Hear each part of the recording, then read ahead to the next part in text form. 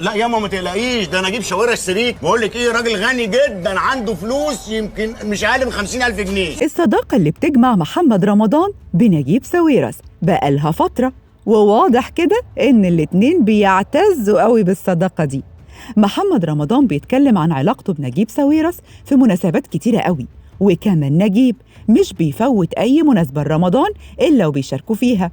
رمضان النهاردة احتفل بعيد ميلاد نجيب ساويرس في البحر، ونشر الفيديو والصور بتاعة الاحتفال على حسابه الشخصي على انستجرام. رمضان نشر مقطع فيديو ظهر فيه أثناء احتفاله بعيد ميلاد ساويرس وسط الأصدقاء على متن مركب في البحر، وعلق رمضان على الفيديو قال إنها لقطات من يوم عيد ميلاد أعز الأصدقاء نجيب ساويرس. كل عيد ميلاد وإنت أحسن من اللي قبله يا صديقي العزيز.